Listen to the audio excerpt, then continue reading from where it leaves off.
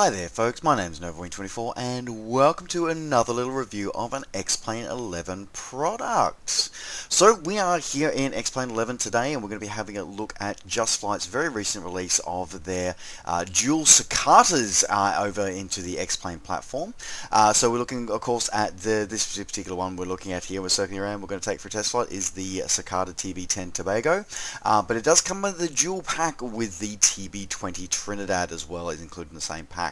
Now, before we get too far into the review, I do want to say thank you very much to the wonderful guys over at Just Flight for providing me with the review copy of this aircraft today. Now, we will be flying the TB-10 today, but the TB-20, as I said, is very, very similar.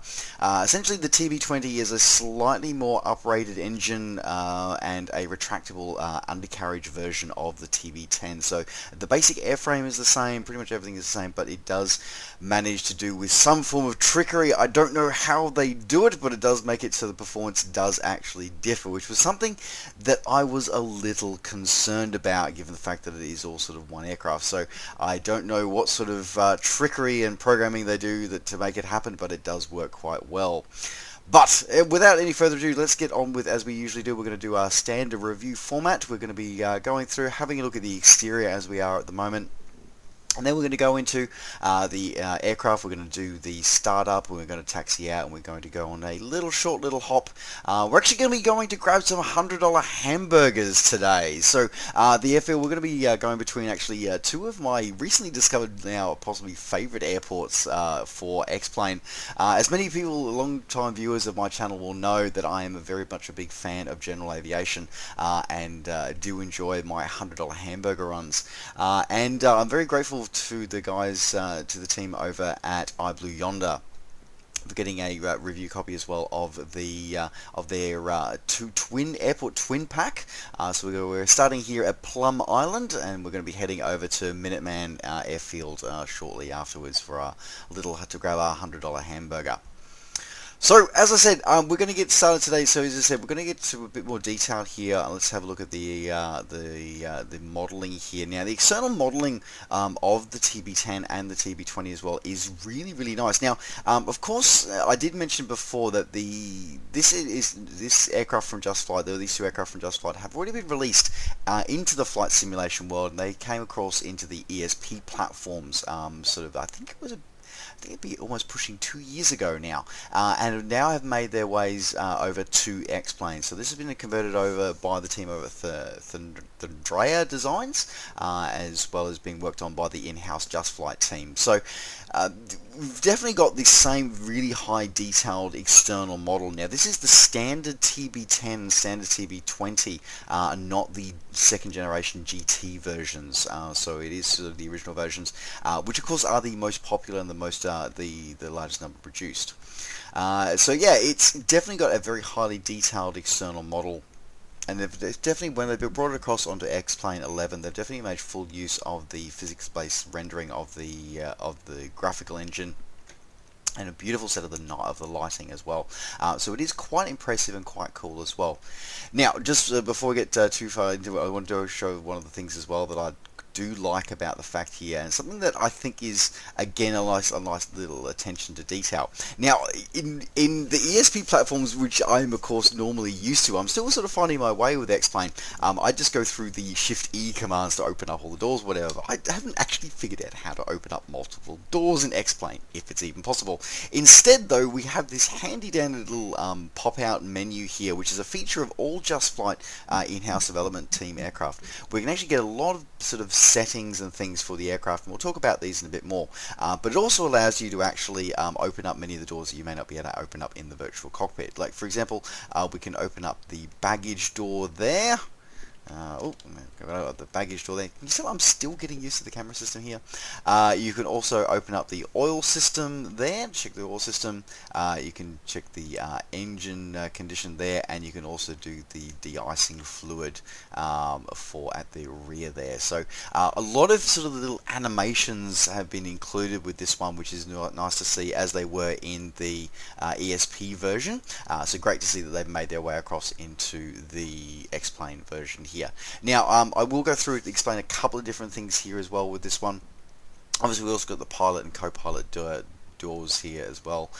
We've also got the ability to bring up some of the systems, including the transponder, the Navcom GPS, which is the default GPS 430 of X-Plane 11. Including, you can also turn the internal lighting on, the autopilot system. You can switch the in-cockpit pressure gauges between in inches of mercury and millibars. You can also do, because this is like many GA aircraft, it does have the left and right fuel tanks, but it doesn't have an auto sort of crossfeed or anything silly like that. You do have to manually switch it yourself in flight. If you want to take the hassle out, you can enable this little button here, and this will enable you to actually be able to automatically switch between the fuel systems. For me, I leave it turned off. Now, the little fluid button here brings up this little window down here. Now, this gives you a quick little information about various fuels and various systems here. Now, it does actually model vapor lock and plug fouling, as well as oil systems as well. So again, a lot more detail being realized in aircraft here. And again, something that we've seen ESP platforms for a while, but X-Plane 11 uses, well, at least my understanding, has only been something that's really coming forward in X-Plane 11, where we're getting a lot more realistic modeling of systems here. So yeah, it goes through, gives you all your readings, including oil pressure, oil temperature, based on the ambient temperature and how much you've used the aircraft in the recent past as well as being able to refill fuel and oil and recharge the battery if you need to as well.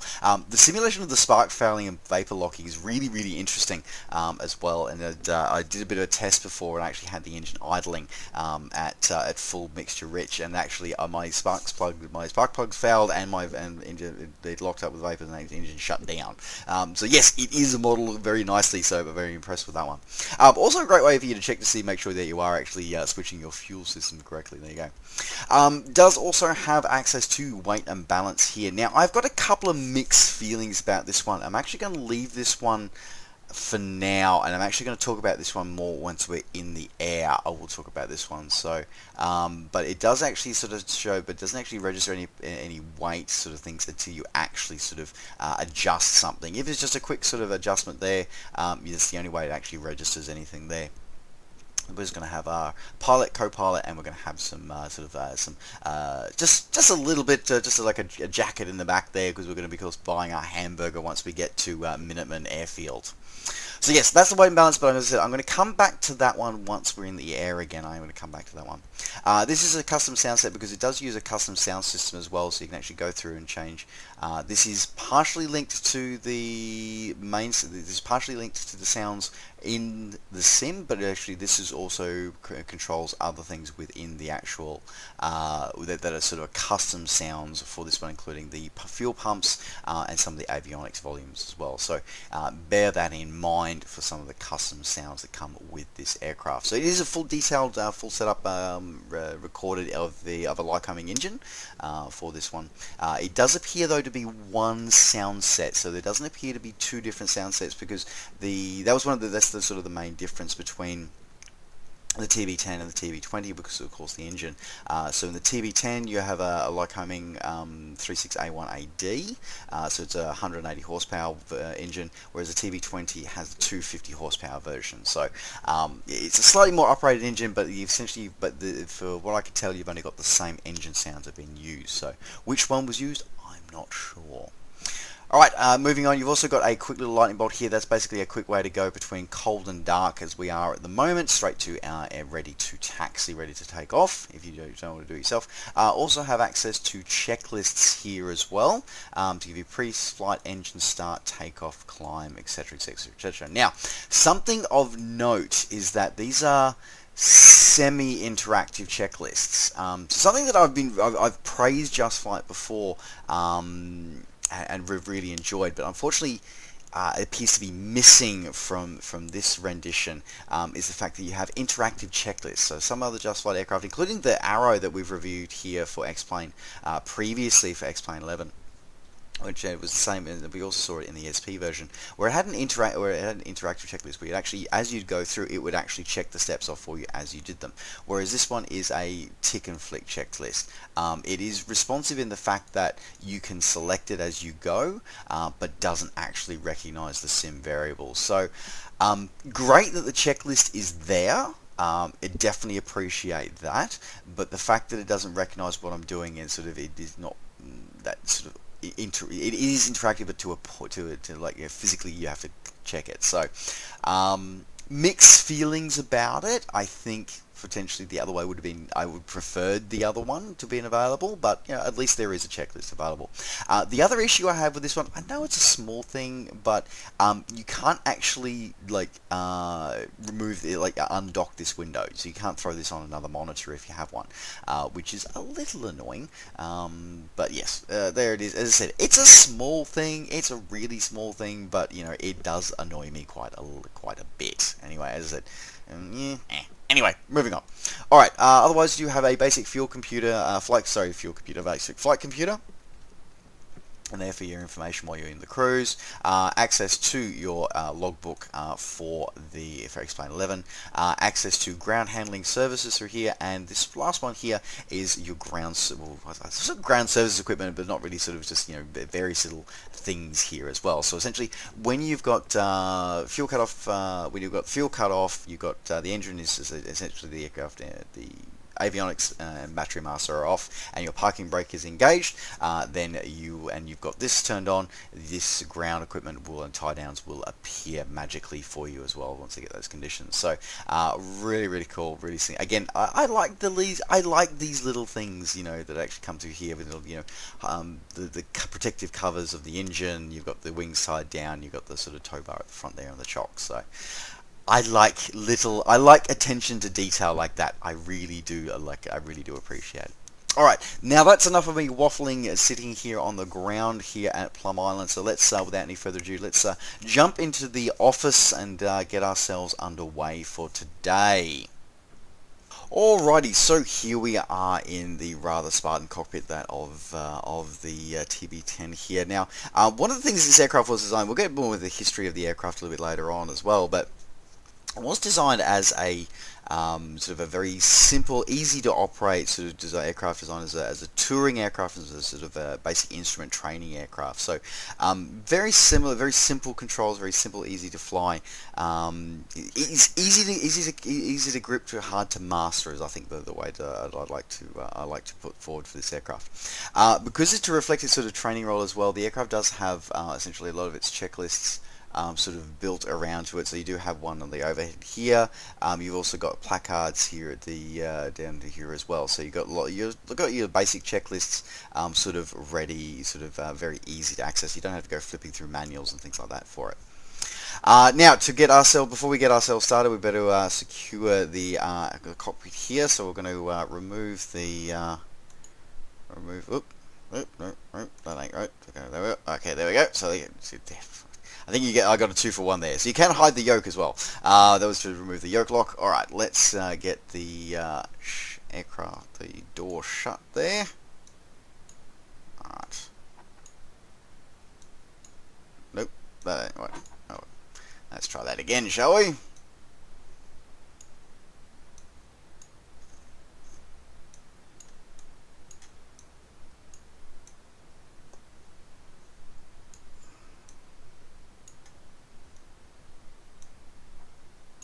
There we go, all locked in and shut. Bit finicky, that one. Interestingly enough, I did notice this before, that the little window here is sort of, there we go, it does actually open there. So again, nice the fact that it is actually modeled there as well, just a click to turn. So yeah, again, I like little attention to detail. You know, I'm easily amused in some ways. All right, okay. Now, what I'm going to do is I'm going to hide the yoke while we get through, or get our startup sequence ready to go. Alright, so first things first, we're going to crack open the mixture a little bit. Alright, we're going to turn our battery on. Okay, main battery on. Alright, now we get fuel pump on and ready. Alright. Slip is on, strobe lights on before we start the engine. Alright, nav lights, taxi lights on. Alright.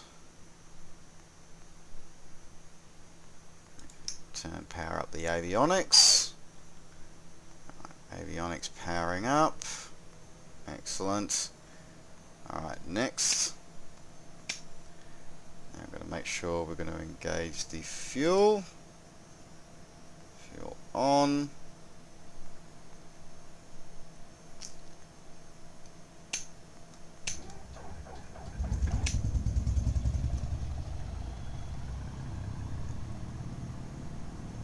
There we go. Alright,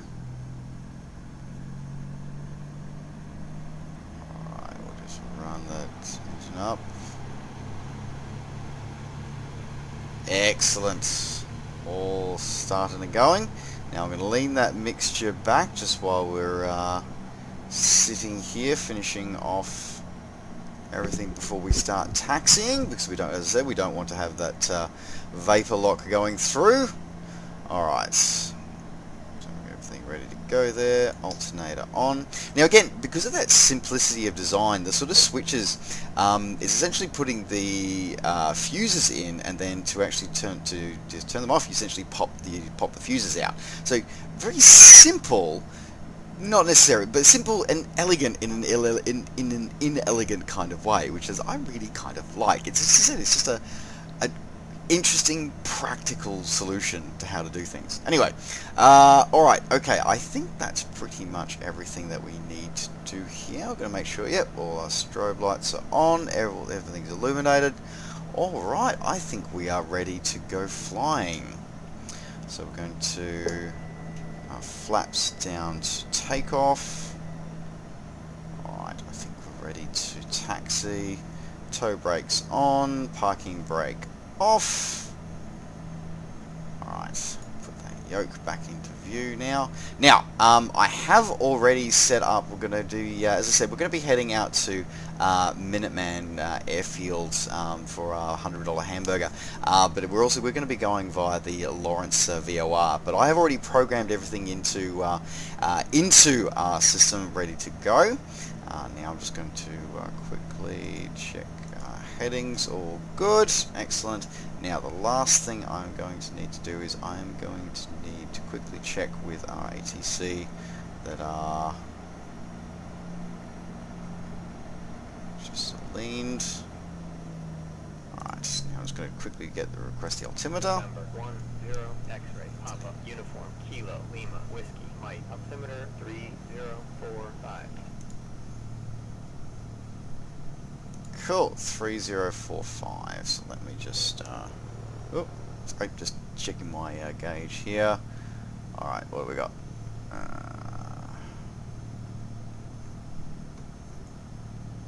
So that's 304. 1, 2, 3, 4, 5. Excellent. Okay, good. We are good to go. Alright. Let's get ourselves taxied out and underway. Alright, so I can make the mixture rich. Alright, prop is full forward. Alright, engine's warmed up, so we can drop the carb heat out for takeoff.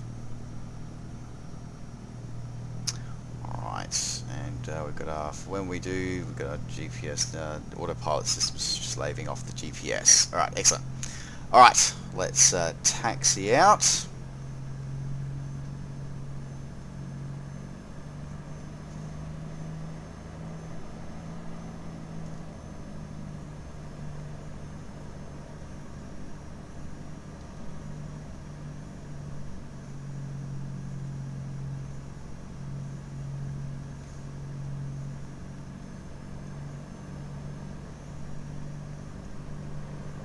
Flat position matching what I have on the gauge. Excellent. Alright, now we've got very calm winds today, so we're just going to we're not going to worry about a back taxi down the concrete runway here. Got no traffic in the vicinity.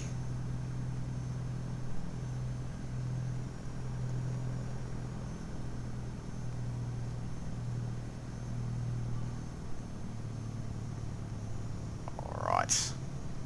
I think it is time we go flying. Fuel pump on. Full highest. Time to go.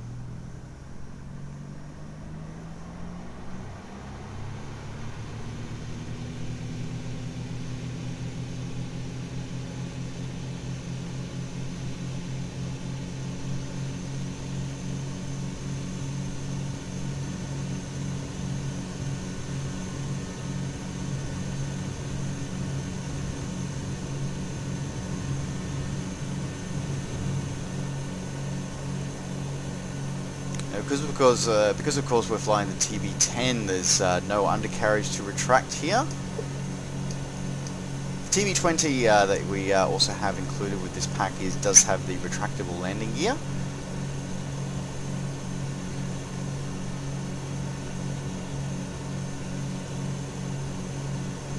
Oh, I should have put my pitot heat on before I did that. Taxi lights now.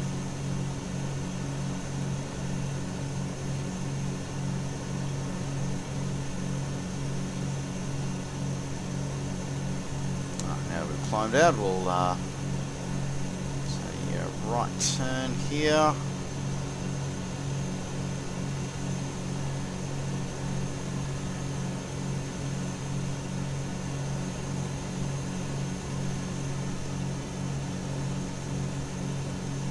The aircraft's very smooth to handle, and once you get used to the torque that it generates on the takeoff roll, so the first couple of practice flights I had with this, I definitely noticed it definitely kick to the left, but once you sort of get used to it, get the handle on it, it's actually fairly a lot more docile, a lot easier to actually handle.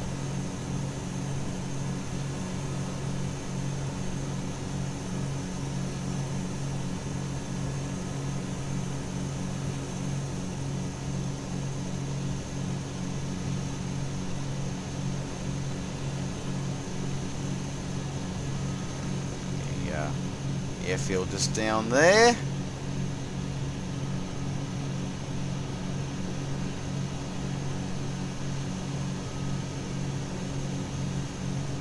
The aircraft for at 85 knots on the climb.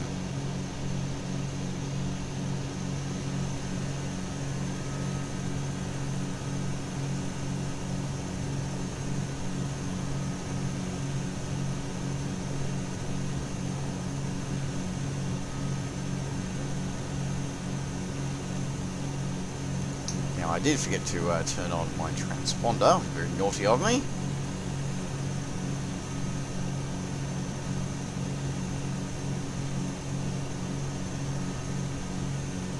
Turn on the course a little bit here.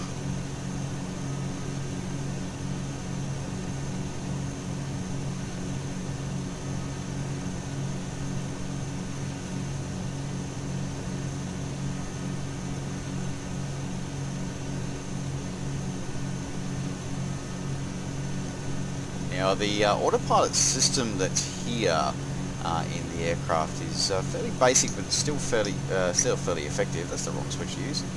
Alright, we're going to autopilot on, autopilot engage, and we're going to go nav hold because we've got GPS being slave to it. Now what it will do is it will hold the sort of wing sort of pitch attitude.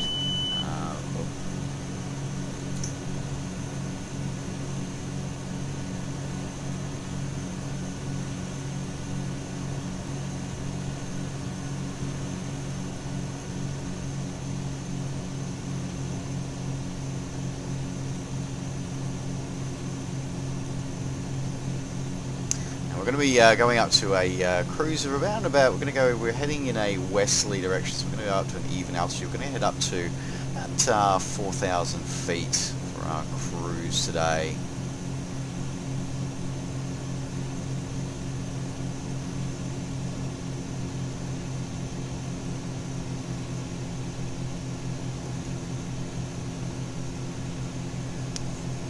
Fairly impressed by the handling characteristics of the aircraft. As I said, because the TB-10 and the TB-20 is essentially just is a TB-10 just with a retractable undercarriage and a slightly uprated engine.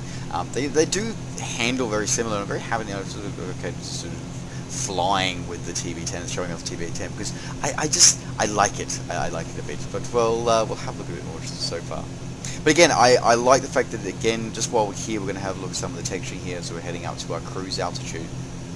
We can see what I really enjoy is again something you see a lot with just flight aircraft is the fact that you've got this lived-in, used, weathered look to the actual textures in the aircraft. You actually sort of, and again, you're seeing off some of the beautiful sort of shadowing that you get with X-Plane 11 as well. But you get that very lived-in, flown, handled sort of aircraft feel to it. You get the chips and the paintwork and stuff like that, which actually means, you know, it actually feels like an actual aeroplane. Which it's about that. There's a quote actually that Bill Womack from iBlueYonder has on his iBlueYonder site, where he talks about the fact that, you know, the realism sort of is the life and blood of the simulator and simulator add-ons, and it is very true. And this kind of stuff really adds to that, I feel, and looks absolutely, and makes this just look absolutely amazing. Not only does it look amazing, I feel like overall it handles quite nicely. As we saw from that takeoff roll, performance specs are pretty solid. I do feel that there is a bit of a compromise between the two, but at the same time they do perform very differently. I do get very much a higher speed out of the TB-20, this model here, in X-Plane 11, because of the retractable undercarriage, because of the high performance engine. I do get a higher performing speed out of it. So whatever magic and trickery that the team do in Just Flight to make it all work, they make it do a beautiful job. They really do. So we're continuing our climb here, and again, just going through again. So we've talked about the switches here are modelled really well. Now, the one thing that I didn't sort of talk about, but we will sort of activate here because it is getting a bit chilly here, is that the de-icing system, the anti-ice system here is really interesting. Now, it is sort of partially modelled. But what it will do, so it either if you turn either anti-ice or de-ice on, it will simply turn the X-plane de-icing system on. But what's interesting about the system actually in the actual aircraft is that it does have a sort of an amount of de-icing fluid that's actually included with it, and that will be used up over time as you actually sort of use the system. What's interesting is the fact that in the real aircraft, the de-ice system sort of uses uses a bigger amount than sort of just anti-ice, and so if you do want, it will actually use it at a different rate. The windshield one will also, if you use the windshield de-icing on, put that on as well, it'll also increase the rate that you actually use up your de-icing fluid. So yeah, really interesting. The de-icing light, the observation light, that part doesn't work. But yeah, it's really interesting with that one here. We're going to put it onto anti-ice because we haven't frozen up in the aircraft. It's still sort of reasonable temperatures outside. I wouldn't have iced up yet, but it's good to have it prepped and ready to go. So yeah, just an interesting little sort of thing that although they're sort of making the most of the limitations that the Sims got, but then also sort of adding that little bit of extra sort of customization for this aircraft by putting it on there and going, okay, well that's fine. But either way, the anti-ice and the de-ice will both do the same thing inside the sim, but the amount of fluid that actually gets used is actually modeled more correctly. So it means that when you run out of fluid, the system stops working. And I have proven that by stripping the fluid out of the system and then trying it and going from there. So yeah, really, again, I like a little attention to detail like that. Okay, now what I'm going to do, because I can see here that my fuel is starting to get a little bit imbalanced, so what I'm going to do is I'm above my fondness knee, so I can turn off the fuel pump now, but I am going to switch to the right tank. There we go, and we're going to use the right tank for a little while as we continue our climb. Alrighty. I think what we'll do is, as we're coming up on our climb, as we level off on our climb, once we've leveled off, we're going to jump outside the aircraft and have a bit more of a look at the detailed look of the aircraft on the undersides of it as well. And we're going to go back and we're going to touch base again on that weight and balance, and one of the issues I sort of have identified here with this Carter's.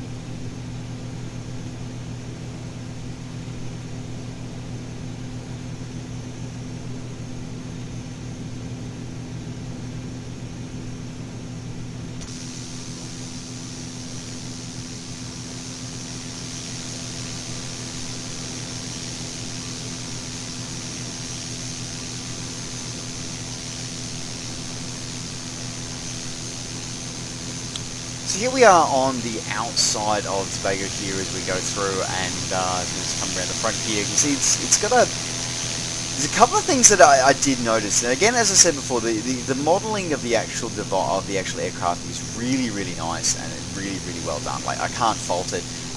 They definitely had it's the same model that we saw in the ESP platforms, and it's been done really, really well. The spats are modelled very nicely on the TB-10 and the TB-20, so the tracker on the carriage is very, very nice. Textures, high resolution, 4K textures included for the aircraft, so definitely can't fault the modelling or the texturing.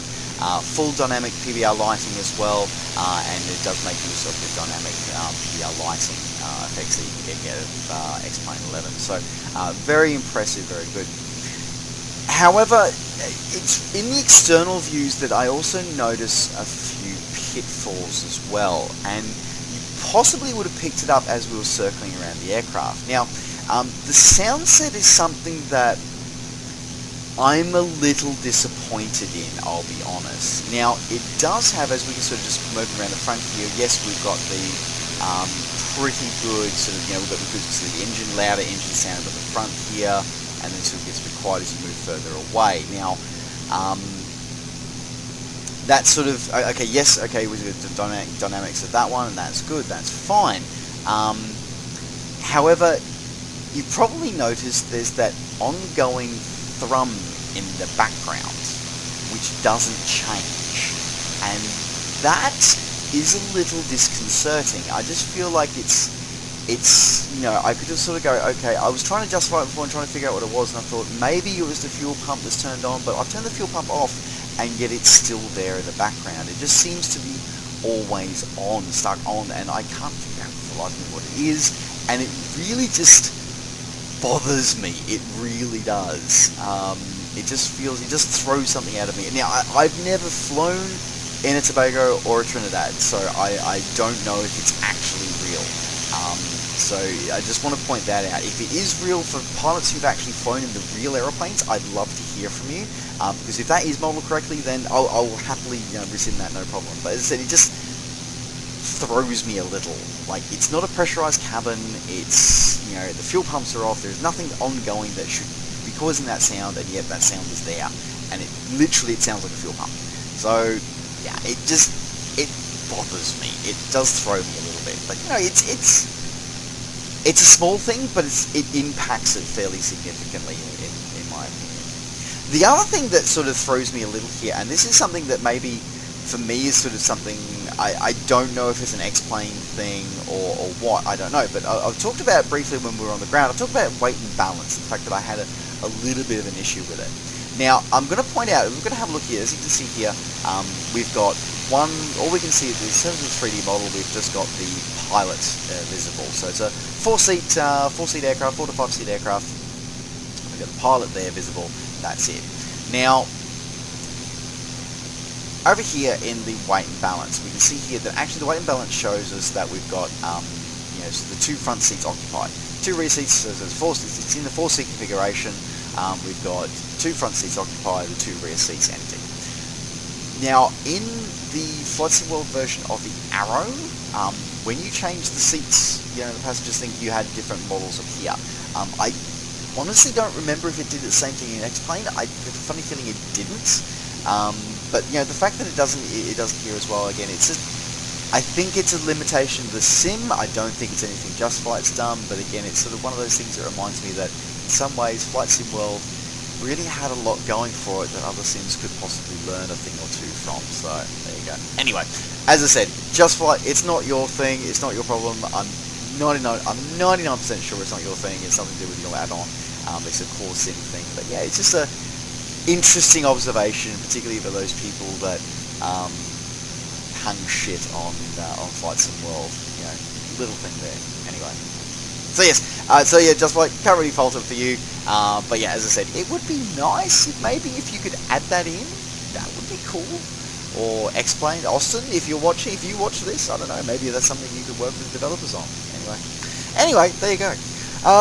Otherwise, as I said, like the external model is beautiful, the paint schemes are great. It's just, for me, the only thing that sort of breaks it for me is the sound set. There's something just not right about the sound set. I don't know what it is. I think it's that hum in the background. Maybe it's something else. But the sound set just does not do it for me. It really doesn't. And I think it's a small thing, but it's really the only thing for me that actually sort of lets this aircraft down. Otherwise, it's a really solid representation of two fairly, I would say sort of fairly oddball sort of GA aircraft. Definitely something that you don't see every day, but is the kind of GA aircraft I could see myself flying, because it trades speed for comfort and visibility, which is something that you want to enjoy when you're flying.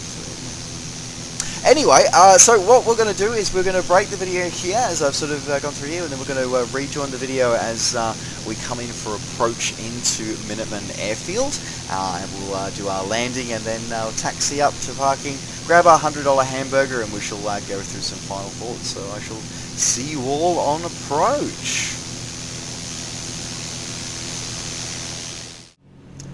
So here we are, we're just about to cross over mid-field so we can turn onto our downwind for landing here at Minuteman.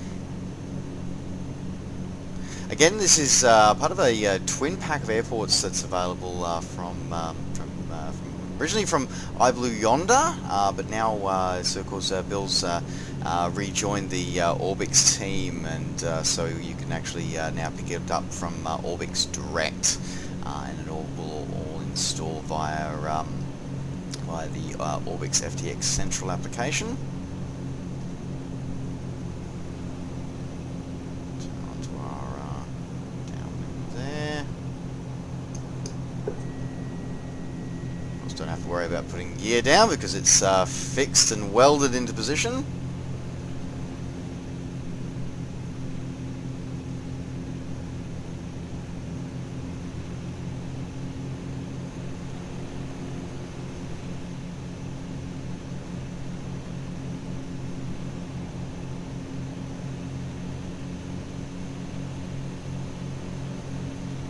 Really is a beautiful part of the world. This is the New England area. Make sure the nose doesn't rise too much.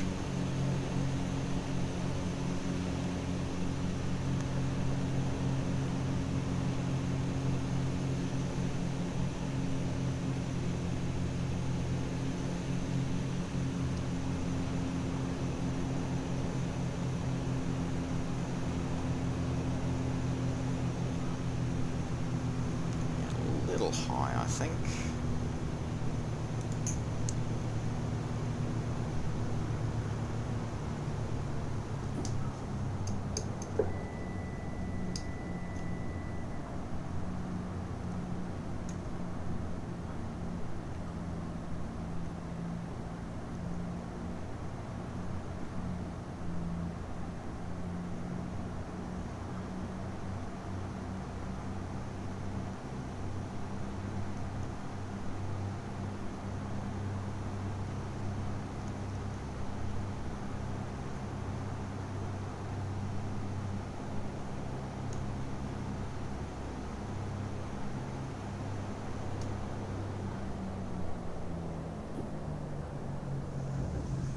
And settled nicely onto the runway there.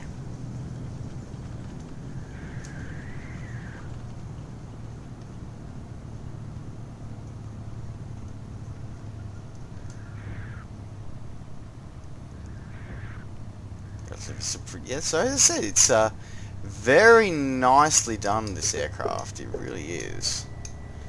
Now, what we might do is we might turn the aircraft here. Close taxiway there, so we'll backtrack along here, save us having to taxi all the way down to the other end. Alright, oh, I think that should have supposed to have been on for approach. Oh well. Alright, let's taxi on over to some parking. We will shut the aircraft down and we'll have our final thoughts.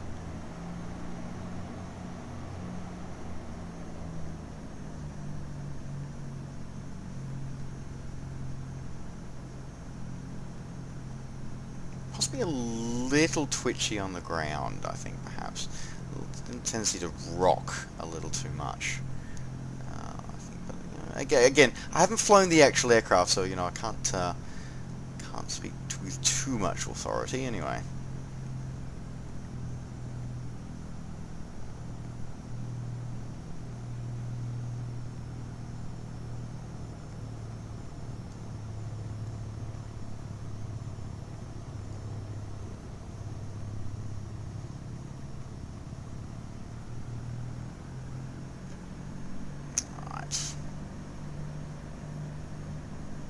Again, it's a really beautifully, highly detailed airport by Bill and the team at iBlueYonder.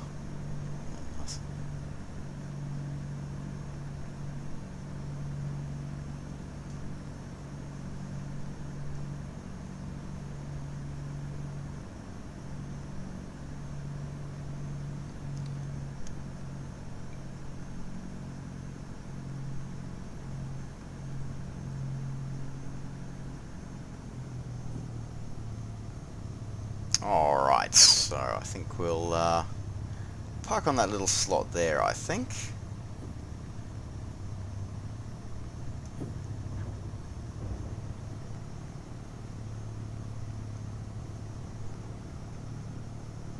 Bit of on the grass as we move onto the ramp.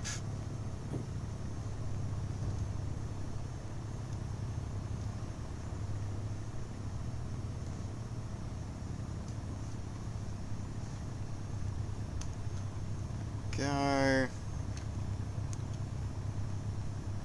Parking brake on. Alright. Mixture cutoff. Prop feathered. Alright. Fuel pump off. Okay, I was going to hide that yoke for a second. Alright. Yeah, park brake fully on, that's better. Alright. Now we've got our turn coordinator off, strobe light off, nav lights off, pitot heat off, taxi lights off, landing lights all off. Alright, change these magnetos to off. Alright, avionics to off, alternator off, battery master off, aircraft secured, and open we go. There we go. All secured and locked down. Oh, can't seem to make that one appear. Oh well. Alright, okay. Now, back outside. Alright, so final thoughts. As I said, look, overall, as I said during the flight, overall it's a beautiful rendition of some fairly interesting, slightly obscure, but still interesting subjects. There is still, I was pleasantly surprised with the fact that the TB-10 and the TB-20 both have, although they seem to share a lot of the same files because they are essentially the same airframe, that their performance in the sim is actually different, which is something that I'm surprised. I'm not sure what sort of trickery they're using to make that happen, but I will take it. The cockpit, the internal panel and cockpit and systems layouts are unique to each aircraft, and their performance is unique as well. So that's a great thing to see. In terms of negatives, really for me it's the sound set. The sound set is what seems to kill it. As I said, I don't know what it is. I think I don't know what that background hum is. Look, if it is a real part of the aircraft, I'd love to hear from it. So if you are a real Tobago or a Trinidad pilot and have actually spent time in it and can tell me that yes, that is a sound that you hear throughout the aircraft, I would love to hear that. I really would. But it just, to me, it throws me. It really does.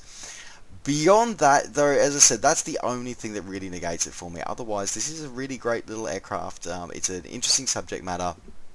Great little aircraft to fly, some great little options there. And overall, just a great addition to an X-Plane 11 fleet. It really is. So there you go. Well, as I said, that does wrap up this review. If you are wanting to pick up your copy of this one, you can pick this one up from the Just Flight website for 42 US dollars or your original equivalent. And I do want to say once again, thank you very much to the wonderful team over at wonderful team over at Just Flight for providing me with the review copy of this one. If you are also interested in the scenery that's been featured in this video as well, that can be picked up. That is the Plum Island and Minuteman Airfield twin set for X-Plane 11, available now over at orbxdirect.com. I'll put a link in the description down below as well. Alright folks, well thanks very much for joining me for this video review for X-Plane 11. Don't forget as always to like the video and subscribe to the channel if you're enjoying these videos and want to see more. And of course as always you can catch up with me and all the things I'm up to between videos by finding me on Facebook and on Twitter. Just search NovaWing24. Alright folks, thanks very much for watching. Take care, safe skies to all, and we'll see you next time. Bye for now.